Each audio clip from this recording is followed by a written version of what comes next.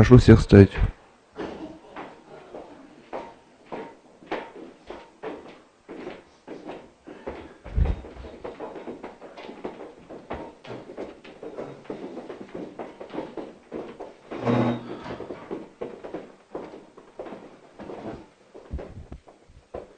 Уважаемые участники судебного заседания, решение суда огласит судья Айдарбекова Чинар Аскарбековна. Пожалуйста, Чинар Аскарбековна.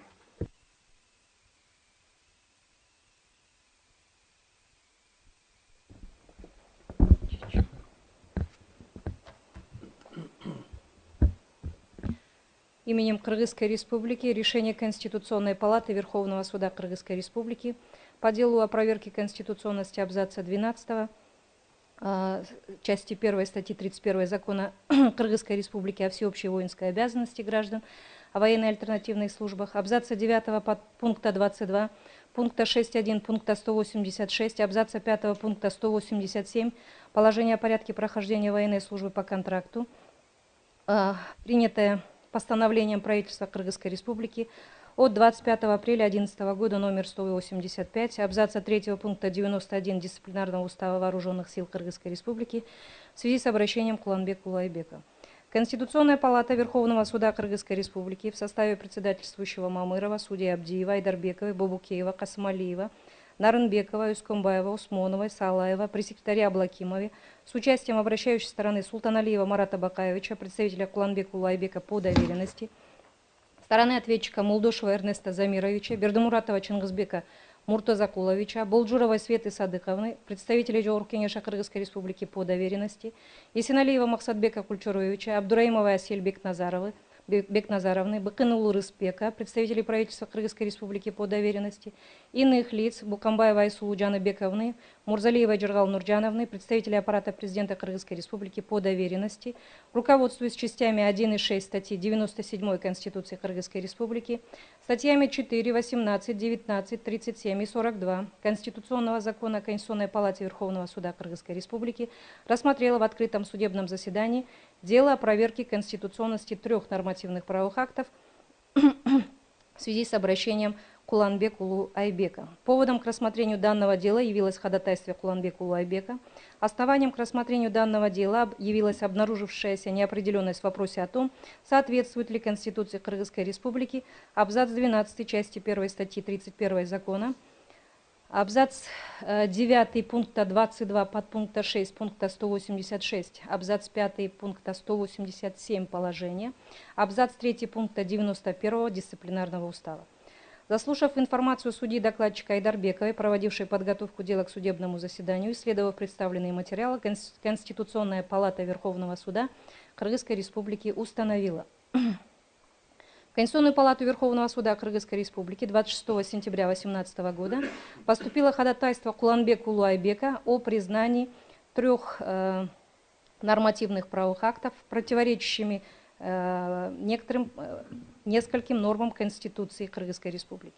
Как следует из представленных материалов, 27 января 2017 года приказом Государственного комитета национальной безопасности Куланбек Улу был уволен из вышеуказанного органа по подпункту 6.1 пункта 186 положения на основании заключения от 11 января 2017 года, составленного по итогам проведенного служебного расследования. Указанная норма была применена в соответствии с абзацем 5 пункта 187 этого же положения, согласно которому досрочное увольнение может производиться по основаниям, предусмотренным подпунктами 4.10 пункта 186 положения. По мнению субъекта обращения, сотрудники органов национальной безопасности, являясь военнослужащими, проходят военную службу на основании общевоинских уставов вооруженных сил, других нормативных правовых актов Кыргызской Республики и положения о прохождении воинской службы. В соответствии с законом о всеобщей воинской обязанности граждан о военной и альтернативной службах, прохождение военной службы включает в себя увольнение с воинской службы, однако оспариваемая норма статьи 31 указанного закона является дискреционной нормой, которая в данном контексте не отвечает критериям ясности, определенности, дает право широкого усмотрения по увольнению военнослужащих соответствующему государственному органу. Оспариваемая норма закона, по мнению субъекта обращения, противоречит части 3 статьи 42 Конституции Кыргызской Республики. Как полагает заявитель, военнослужащие, проходящие службу по контракту, реализуют свое право на труд и свободу труда, и никто не вправе необоснованно подвергать умалению их права, гарантированные Конституцией Кыргызской Республики. Государство, устанавливая соответствующие требования к военнослужащим и ответственность за невыполнение этих требований, должно соблюдать принцип справедливости, законности, равенства и соразмерности для защиты военнослужащих от произвольного и необоснованного увольнения.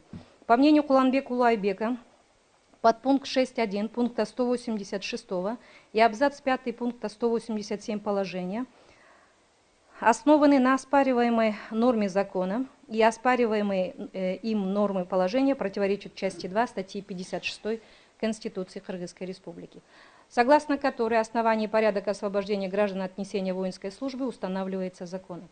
Данное конституционное положение распространяется на всех военнослужащих, несущих военную службу как по призыву, так и по контракту, поскольку они выполняют одни и те же функции по обеспечению обороны и безопасности государства, установленные Конституцией Кыргызской Республики, и, соответственно, имеют одинаковый правовой статус. В этой связи оспариваемые нормы положения, предусматривающие дополнительные основания для увольнения военнослужащих, не предусмотренные статьей 31 закона, противоречат части 2 статьи 56 Конституции Кыргызской Республики. Оспариваемые нормы положения, по мнению заявителя, также противоречат части 3 статьи 5 Конституции Кыргызской Республики, которой установлено, что государство, его органы и их должностные лица не могут выходить за рамки полномочий, определенных Конституцией и законами. Заявитель считает, что предусмотренное в подпункте 6.1 пункта 186 положения основание увольнения военнослужащего в связи с утратой доверия является ограничением права прохождения гражданином военной службы, что также противоречит части 2 статьи 20 Конституции Кыргызской Республики, которой установлен запрет на принятие подзаконных нормативных правовых актов, ограничивающих права и свободы человека и гражданина. Кроме того, аналогичные ограничительные нормы содержатся в абзаце 5 пункта 187 положения, содержащие отсылку на подпункты 4-10 пункта 186 положения в качестве оснований для досрочного увольнения военнослужащего, а также в пункте 22 положения, согласно которому на военную службу по контракту в органы национальной безопасности не могут быть приняты граждане, ранее уволенные с военной службы по основаниям, предусмотренным подпунктами 5-9.1 пункта 186 положения и пунктом 106 Дисциплинарного устава. Субъект обращения также просит признать неконституционным абзац 3 пункта 91 Дисциплинарного устава, которым предусмотрено, что военнослужащий, считающий себя невиновным, имеет право в течение 10 суток с момента наложения дисциплинарного взыскания подать жалобу. Данная норма, по мнению заявителя, ограничивает права уволенных военнослужащих в сроках обжалования увольнения, не давая им достаточного времени для защиты их конституционных прав. Как следует из ходатайства, заявитель после его увольнения 30 января 2017 года обратился в ГКНБ с заявлением о предоставлении ему копий приказа об увольнении и других документов, чтобы обратиться в суд. Однако 6 февраля 2017 года он получил отказ в выдаче ему документов. Кроме того, заявитель получил письменное уведомление ГКНБ о его увольнении и требование явиться для ознакомления с приказом лишь 7 февраля 2017 года. В связи с чем ему не представилось возможным подать жалобу на приказ председателя ГКНБ о его увольнении, предусмотренный уставом 10-суточный срок. Соответственно, исковое заявление Куланбеку Улу было оставлено судами без рассмотрения в связи с истечением 10-суточного срока на обжалование приказа, предусмотренного в оспариваемой норме дисциплинарного устава. Срок обжалования дисциплинарного взыскания, установленный абзацем 3 пункта 91 Дисциплинарного устава, значительно меньше срока обжалования действий работодателя, предусмотренного статьей 414 Трудового кодекса, в случае нарушения им трудовых прав работников. В связи с этим заявитель считает, что военнослужащие, в отношении которых применено дисциплинарное взыскание в виде увольнения, должны иметь те же права, что и другие граждане Кыргызской Республики по срокам обжалования приказа об увольнении в судебном порядке. Оспариваемая норма, по мнению заявителя, не обеспечивает равные возможности для военнослужащих и противоречит частям 2 и 3 статьи 16, абзацу 1 части 2, части 3, пункту 8, части 5 статьи 20 и части 1 статьи 40 Конституции Кыргызской Республики. Основываясь на вышеизложенном, субъект обращения просит признать оспариваемые нормы противоречащими Конституции Кыргызской Республики. Определением коллегии судей Конституционной палаты Верховного суда Кыргызской Республики от 5 ноября 2018 года обращение Куланбек Улу было принято к производству. В судебном заседании представитель обращающейся стороны поддержал требования своего доверителя и просил их удовлетворить. Представитель стороны ответчика Молдошев считает доводы субъекта обращения несостоятельными, а требования не подлежащими удовлетворению. В соответствии с частью 1 статьи 56 Конституции Кыргызской Республики защита Отечества – священный долг и обязанность граждан. Данная норма нашла свое отражение в законе Кыргызской Республики о всеобщей воинской обязанности граждан о военной и альтернативной службах, которым предусматривается порядок прохождения военной службы по призыву и контракту, требования к военнослужащим при назначении на должности. Законом Кыргызской Республики об обороне и вооруженных силах Кыргызской Республики предусмотрены принципы строительства вооруженных сил, среди которых отмечен принцип централизации военного руководства и единоначалия на правовой основе. По закону Кыргызской Республики о статусе военнослужащих, военнослужащие пользуются правами и свободами граждан Кыргызской Республики с ограничениями, обусловленными условиями военной службы. При этом ограничение общегражданских прав, а также предоставление военнослужащим дополнительных прав и возложение на них дополнительных обязанностей, обусловленных условиями военной службы, определяются законом, общевоинскими уставами и другими актами законодательства. Уставом внутренней службы вооруженных сил, принятого законом в 1998 году.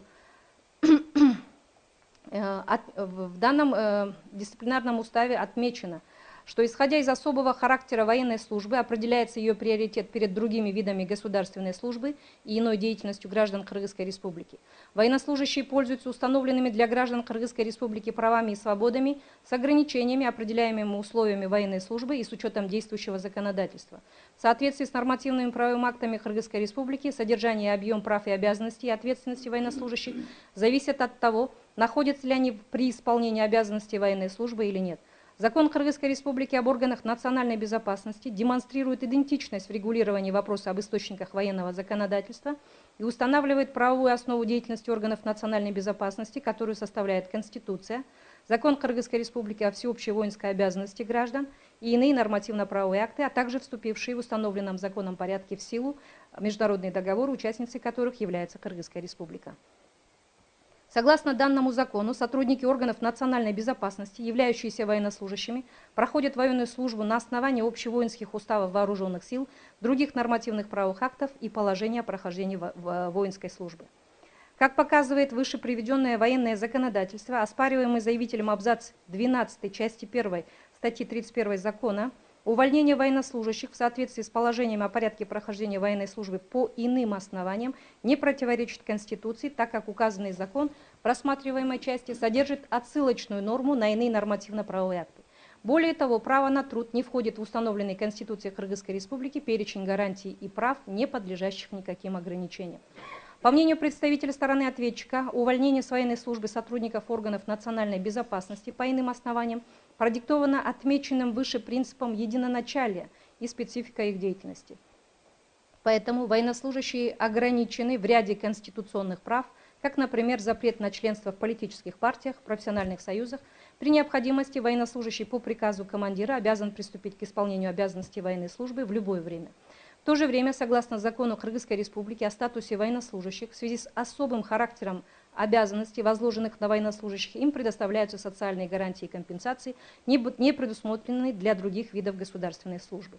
Также представитель стороны ответчика отметил, что заявление обращающейся стороны о нарушении права на судебную защиту является несостоятельным, так как главой 5 дисциплинарного устава регламентировано право обращения военнослужащего, в том числе в суд, где, помимо прочего, еще и введен запрет препятствовать подаче жалобы военнослужащим и подвергать их за это наказанию, преследованию либо ущемлению по службе.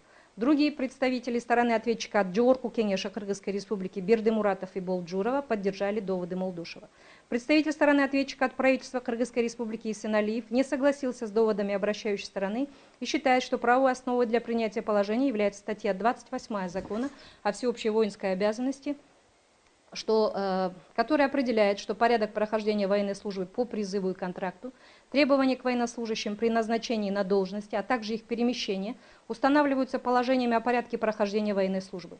Согласно статье 17 Закона об органах национальной безопасности Кыргызской Республики, сотрудники органов национальной безопасности являются военнослужащими, проходят военную службу на основании общевоинских уставов вооруженных сил, других нормативных правовых актов Кыргызской Республики и положения о прохождении воинской службы. Соответственно, Закон о всеобщей воинской обязанности предусматривает в том числе основания увольнения военнослужащих, к числу которых относятся по иным основаниям, которые производятся в соответствии с положениями о порядке прохождения военной службы. По оспариваемым нормам положения Есеналиев считает, что Конституция Кыргызской Республики допускается ограничение прав и свобод человека и гражданина, предусмотренных Конституцией и законами.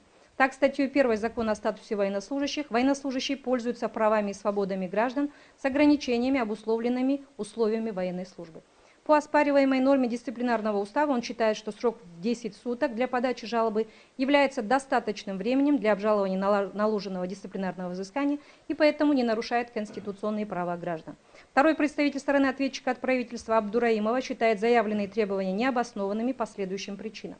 Военная служба – это особый вид государственной службы, прохождение которой военнослужащими регламентируется отдельными нормативными правовыми актами, такими как закон о всеобщей воинской обязанности, положением о порядке прохождения военной службы по контракту, законами о дисциплинарном уставе Вооруженных сил Кыргызской Республики, о статусе военнослужащих, об органах национальной безопасности, уставом внутренней службы Вооруженных сил и другими актами. Оспариваемая норма закона, предусматривающая увольнение со службы по иным основаниям, была включена в целях упорядочения и разработки иных нормативных правовых актов в соответствии с данным законом. Эта норма не предусматривает увольнение военнослужащих по усмотрению руководства по надуманным причинам, а лишь дополняет ряд других вышеперечисленных оснований. В практике данное основание не применяется как отдельное основание для увольнения военнослужащего. По второму пункту ходатайства заявителя о неконституционности норм положения об увольнении в запас военнослужащих в связи с утратой доверия, Абдураимова считает, что такие основания были введены в соответствии с Конституцией, а также с учетом действующего законодательства о военной службе. По третьему вопросу ходатайства о неконституционности абзаца 3 пункта 91 Дисциплинарного устава, представитель правительства также считает его не противоречащим Конституции Кыргызской Республики. Третий представитель стороны ответчика от правительства Быкын-Улу считает необоснованными доводы заявителя в связи с отсутствием какой-либо правовой и смысловой взаимосвязи между регулированием таких правоотношений, как право на свободу труда, и основаниями для увольнения с военной службы. Общеизвестно, что законы регулируют наиболее важные общественные отношения в соответствующей сфере, а на их основе, во исполнение которых принимаются подзаконные акты, которые, как правило, признаны детализировать вопросы государственного управления, в том числе связанные с прохождением военной службы.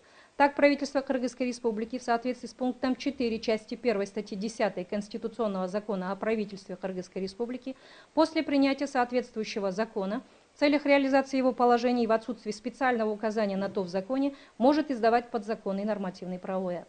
В этих случаях применяются различные формы конкретизации требований соответствующего закона в подзаконных нормативных правовых актах. Оспариваемые нормы положения были внесены как дополнение для реализации комплекса мер по реформе системы правоохранительных органов Кыргызской Республики, утвержденного указом президента в 2016 году, в соответствии с которым было предусмотрено внесение правовых мер в отношении сотрудника правоохранительного органа в связи с утратой ему доверия. Особую актуальность это имеет для органов национальной безопасности, сотрудники которых с учетом специфики деятельности постоянно являются объектами повышенного интереса иностранных спецслужб, террористических и экстремистских организаций, организованной преступности и международного наркобизнеса, коррупционных и других деструктивных элементов для получения доступа к государственным секретам. Вместе с этим Быкын-Улу отметил, что оспариваемые нормы не являются императивными, так как речь идет только о возможности увольнения сотрудников органов национальной безопасности по таким основаниям, и в каждом конкретном случае проводится служебное расследование, по итогам которого при наличии достаточных оснований может быть принято решение об увольнении. Определенные ограничения для военнослужащих уже предусмотрены в Конституции, законах об органах национальной безопасности, о статусе военнослужащих, о свободе вероисповедания и религиозных организациях в Кыргызской Республике и в других законах.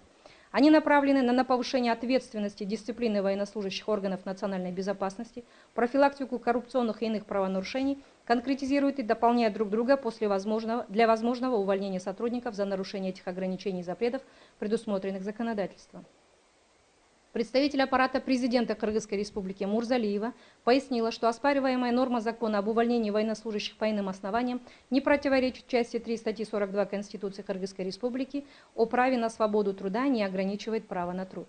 По второму пункту требований Куланбека Улу Айбека о неконституционности оспариваемых норм положения, она отметила, что часть 2 статьи 56 Конституции регламентирует основания освобождения от несения воинской службы и замены ее альтернативной службой в отношении граждан в целом, в том числе и на не имеющих еще статус военнослужащих. Основания освобождения граждан от несения воинской службы и замены ее альтернативной службой предусмотрены статьями 34-35 Закона о всеобщей воинской обязанности. Следовательно, данная конституционная норма не имеет отношения к порядку увольнения военнослужащих с военной службы. Правительство Кыргызской Республики, согласно вышеуказанному закону, вправе определять порядок прохождения военной службы, в том числе основания увольнения с военной службы. Данные ограничения предусмотрены также в других законодательных актах, в Законе Кыргызской Республики о государственной, гражданской и муниципальной службе, о статусе военнослужащих, о всеобщей воинской обязанности, обязанности граждан Кыргызской Республики, о военной альтернативной службах, о защите государственных секретов, о противодействии терроризму и о противодействии экстремистской деятельности. По третьему пункту требований заявителя Мурзалиева считает, что оспариваемая норма дисциплинарного устава не является дискриминационной, никак не ограничивает право заявителя на судебную защиту и равенство перед законом и судом. Конституционная палата Верховного суда Кыргызской Республики, обсудив доводы сторон и исследовав материалы дела, пришла к следующим выводам. Первое. В соответствии с частью 4 статьи 19 Конституционного закона о Конституционной палате Верховного суда Кыргызской Республики, Конституционная палата выносит акты по предмету, затронутому в обращении лишь в отношении той части нормативного правового акта, конституционность которой подвергается сомнению.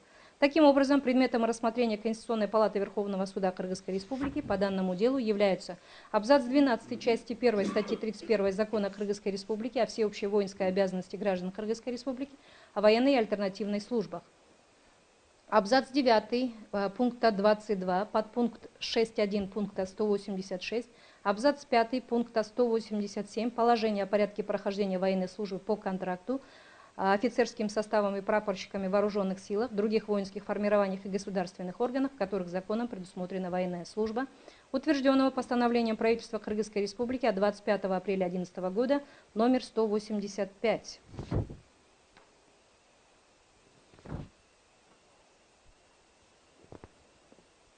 И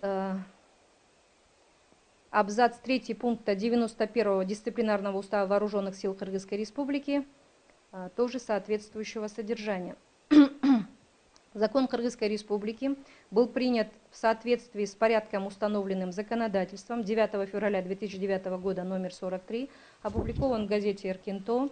Положение о порядке прохождения военной службы по контракту офицерским составом и прапорщиками в вооруженных силах, других воинских формированиях и государственных органов, в которых законом предусмотрена военная служба, было принято в соответствии с порядком, установленным законом, опубликовано в газете «Эркинто», внесено в Государственный реестр нормативных правовых актов и является действующим. Дисциплинарный устав Вооруженных сил Кыргызской Республики принят законом от 7 августа 1998 года номер 116 в соответствии с порядком, установленным законом, опубликован в газете «Эркинто», внесен в Государственный реестр нормативных правовых актов и является действующим. Пункт 2. Конституция Кыргызской Республики гарантирует каждому право на свободу труда, распоряжаться своими способностями к труду, на выбор профессии, рода занятий, охрану и условия труда, отвечающие требованиям безопасности и гигиены, а также право на получение оплаты труда не ниже установленного законом прожиточного минимума. Из правового содержания вышеуказанной конституционной нормы вытекает, что государство обязано создавать такие условия, чтобы каждый имел возможность зарабатывать себе на жизнь трудом, который он свободно избирает или на который свободно соглашается. Право на свободу труда означает предоставление гражданам возможности выбрать по своему волеизъявлению трудовую деятельность, условия которой удовлетворяют его финансовые, социальные, духовные и иные потребности. Право на свободу труда затрагивает основные сферы жизнедеятельности личности, является формой реализации правомочий и интересов граждан, а также универсальным средством гарантии всех других конституционных прав человека в области труда. Такие правовые позиции были уже сформулированы Конституционной палатой в ее решениях от 15 апреля 2015 года и 9 сентября 2018 года. Право на труд имеет основополагающее значение для цели обеспечения достоинства и самоуважения людей. Его реализация должна способствовать наиболее полному и гармоничному развитию личности. Эти конституционные положения согласуются и с нормами международных правовых актов, в частности, статьей 23 Всеобщей декларации прав человека, статьей 6 Международного пакта об экономических, социальных и культурных правах, которая гласит, что участвующие в пакте государства признают право на труд, которое включает право каждого человека на получение возможности зарабатывать себе на жизнь трудом, который он свободно выбирает или на который он свободно соглашается, и примут надлежащие меры к обеспечению этого права. Эти положения международно-правовых актов предполагают, что государства-участники пакта обязуются воздержаться от действий, поощряющих или разрешающих принудительный труд, принять стратегии и меры, признанные гарантировать право на труд всем работоспособным лицам. Понимать, что право на труд включает как право на трудоустройство, так и право не подвергаться необоснованному увольнению. Право на труд имеет основополагающее значение для пользования некоторыми правами, затрагивающими основы существования жизненного уклада человека, такими как право на питание, одежду, жилище, имеет основополагающее значение для цели обеспечения достоинства и самоуважения людей, пользующихся закрепленными в пакте правами.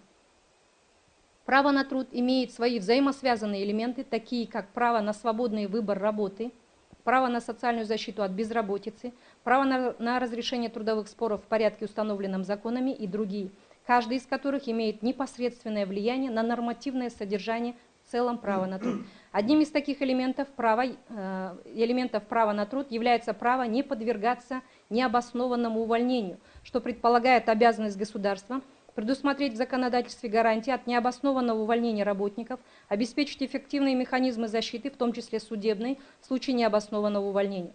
В качестве способа защиты от необоснованного увольнения в судебном порядке должна быть предусмотрена не только возможность получения компенсации, но и возможность восстановления на работе.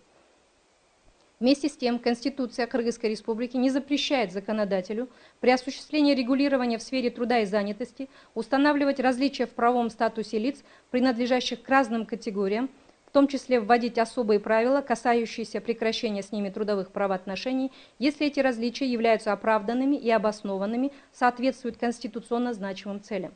Решение Конституционной палаты от 4 июля 2014 года. Третий пункт. Военная служба является особым видом государственной службы, исполняемой гражданами Кыргызской Республики в вооруженных силах, других воинских формированиях и государственных органах, в которых законом предусмотрена военная служба. В соответствии со статьей 3 Закона о всеобщей воинской обязанности, военная служба осуществляется военнослужащими по призыву и по контракту.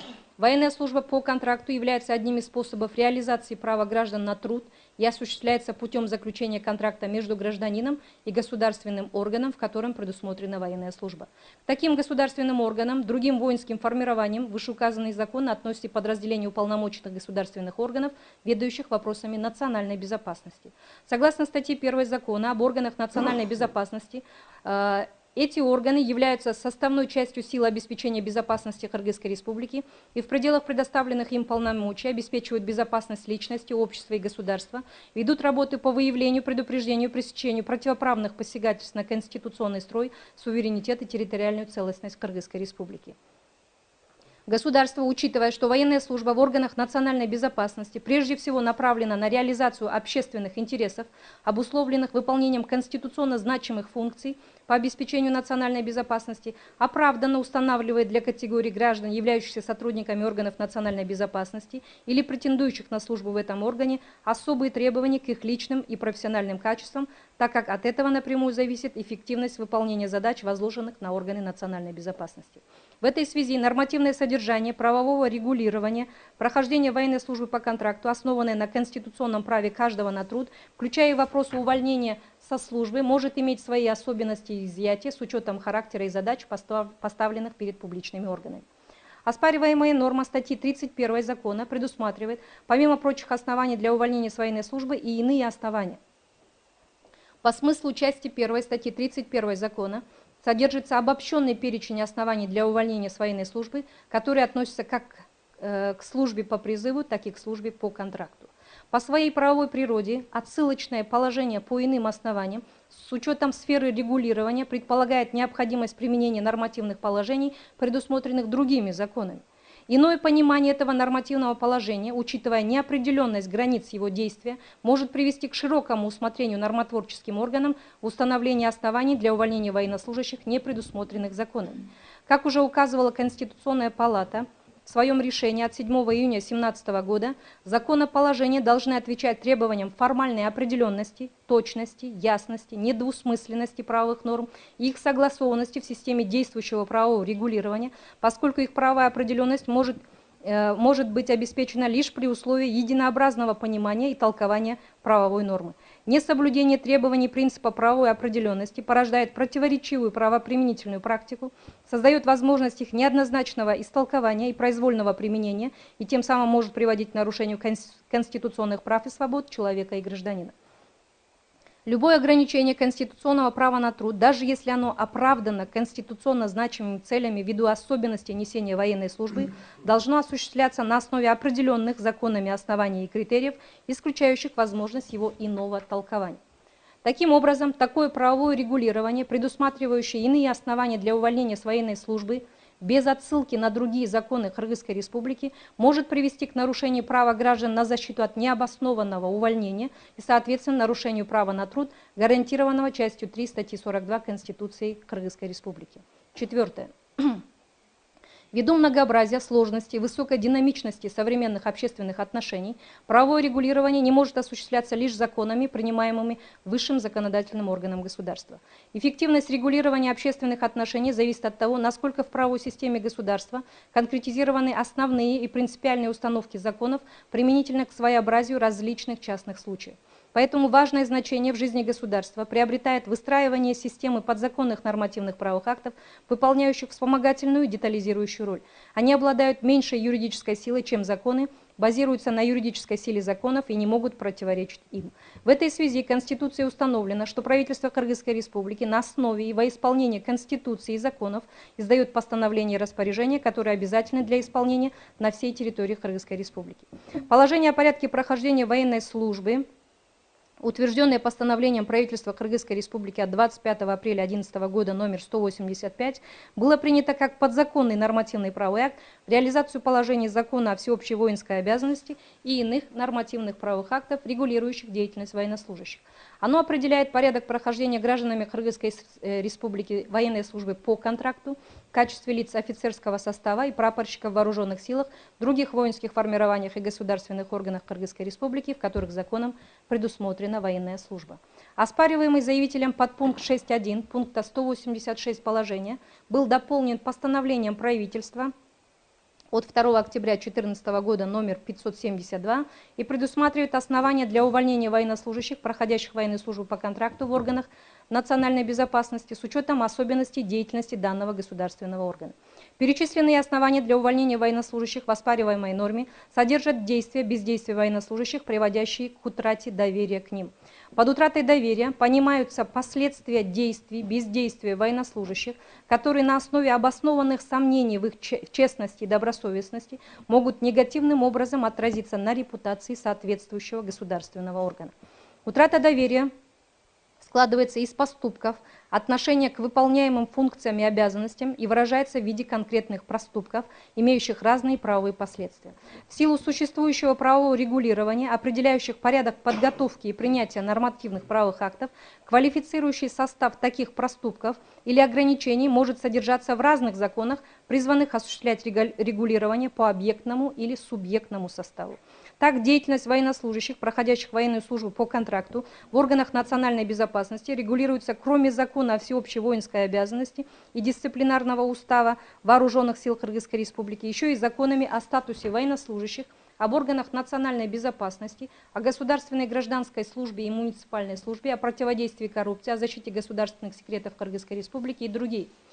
Подпункт 6.1 пункта 186 положения, предусмотрев увольнение военнослужащих в связи с утратой доверия, ввел ряд еще более детализированных оснований, которые содержатся в следующих законах.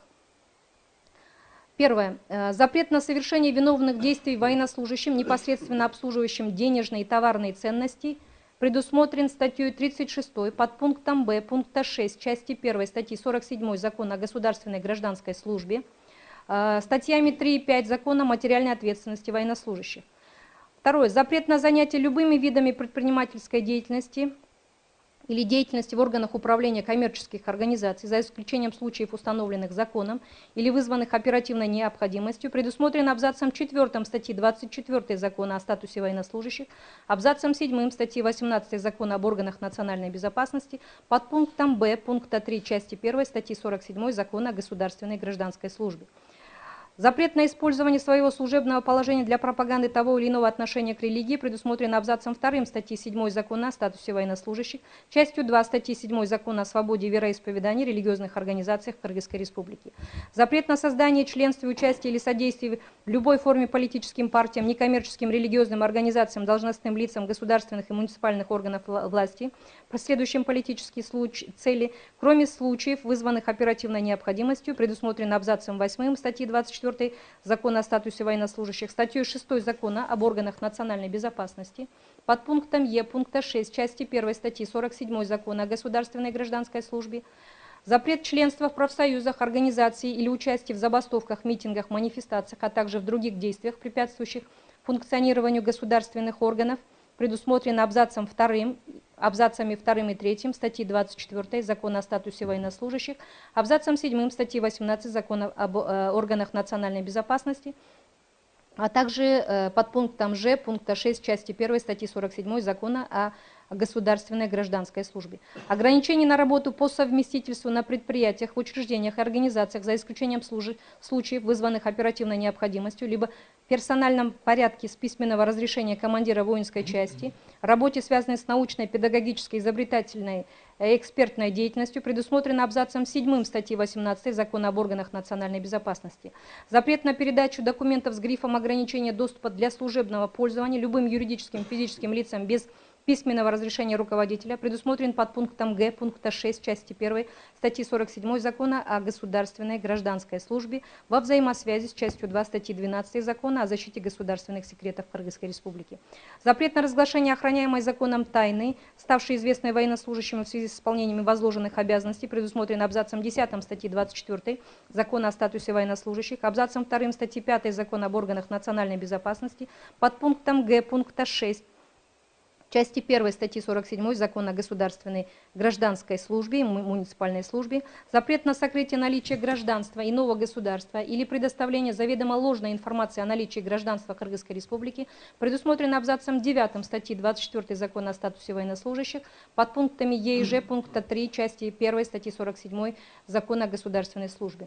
Запрет на непредоставление декларации о доходах, имуществе и обязательствах, либо предоставление заведомо недостоверных или неполных данных о декларациях о доходе, имуществе и обязательствах государственного служащего, предусмотрен под пунктом Д пункта 3 части 1 статьи 47 Закона о государственной службе.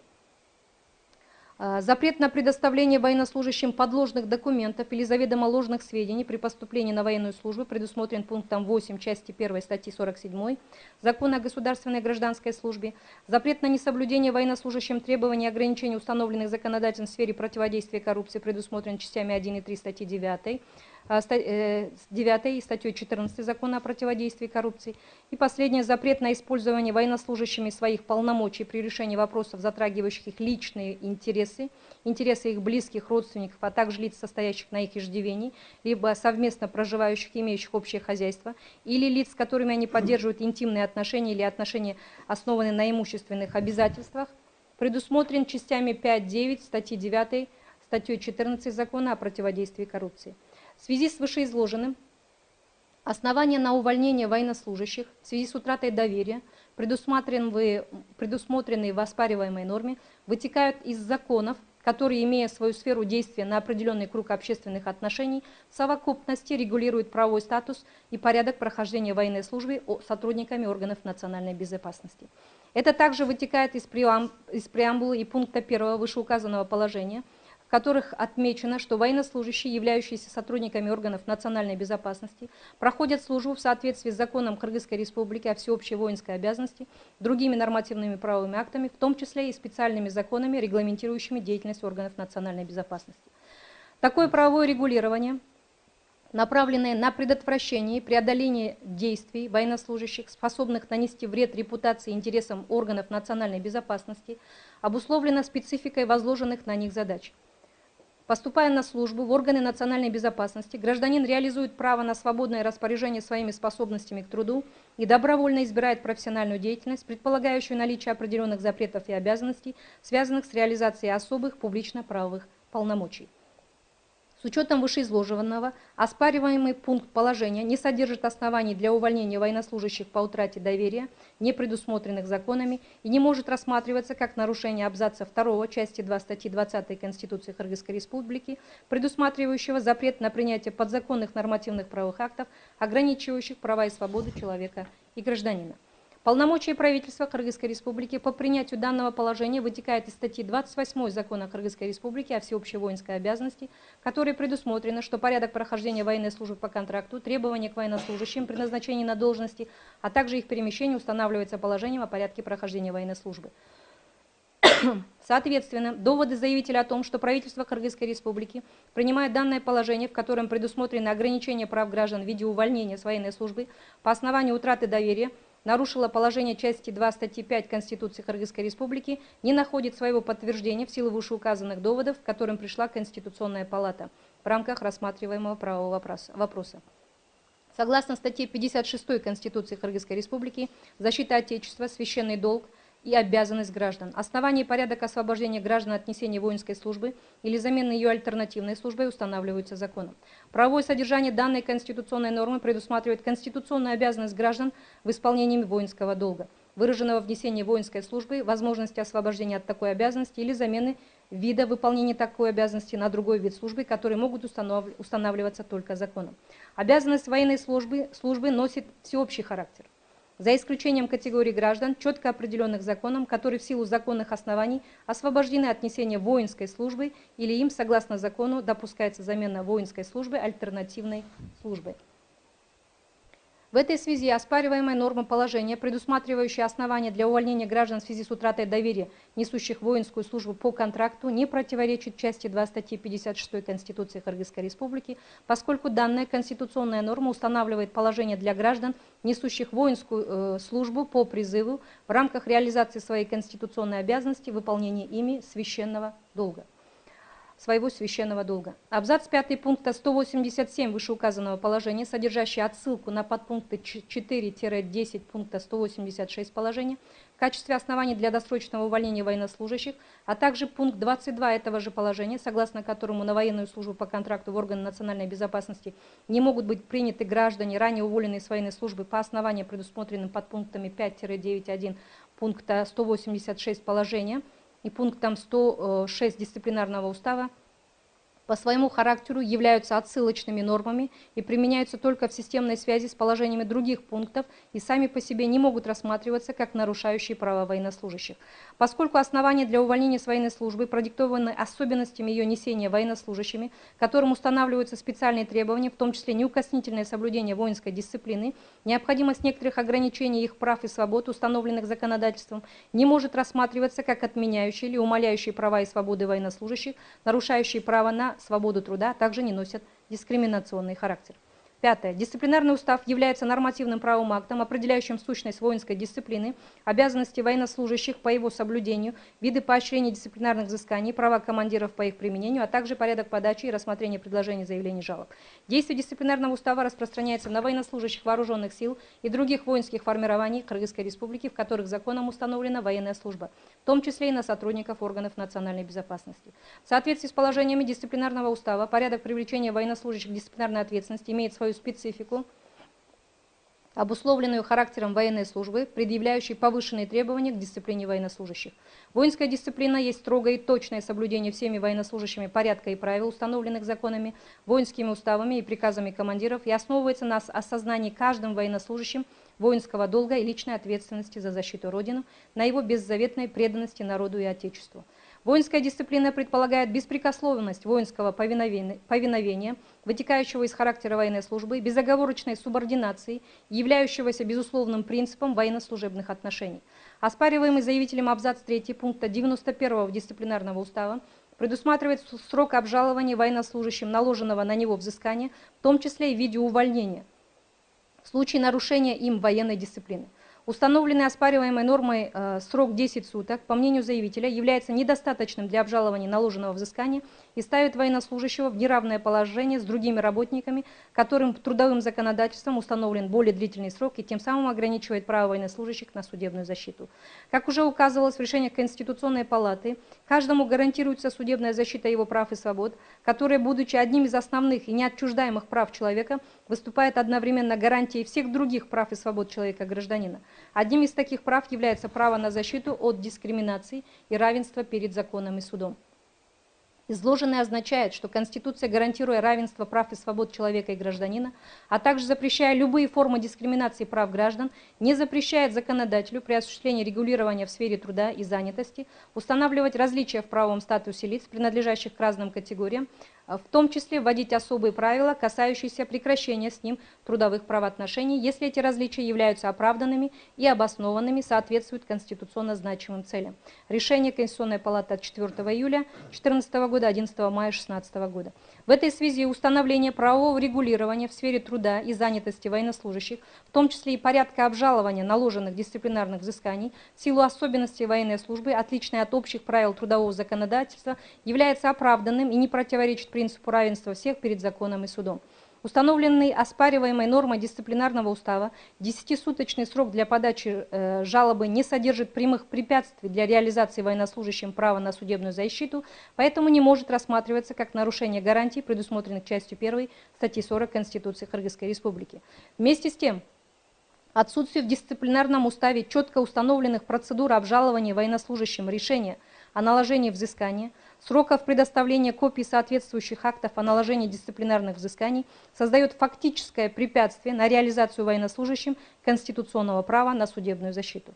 На основании вышеизложенного, руководствуясь пунктом 1 части 6, частями 8 и 9, статьи 97 Конституции Кыргызской Республики, статьями 46, 47, 48, 51 и 52 Конституционного закона о Конституционной палате Верховного суда Кыргызской Республики, Конституционная палата Верховного суда Кыргызской Республики решила: первое.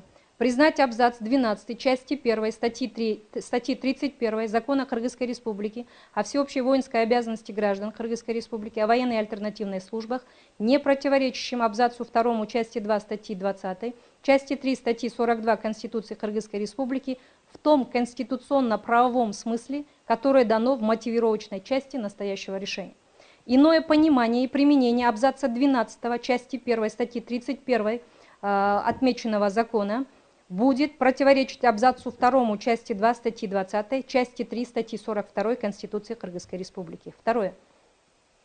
Признать абзац 9 пункта 22, подпункт 6.1 пункта 186, абзац 5 пункта 187, положение о порядке прохождения военной службы по контракту офицерским составом и прапорщиками в вооруженных силах, других воинских формированиях и государственных органах Кыргызской Республики, в которых законом предусмотрена военная служба, утвержденного постановлением правительства Кыргызской Республики от 25 апреля 2011 года, не противоречащими части 3 статьи 5, абзацу 2 части 2, статьи 20, части 2 статьи 56 Конституции Кыргызской Республики. Третий пункт.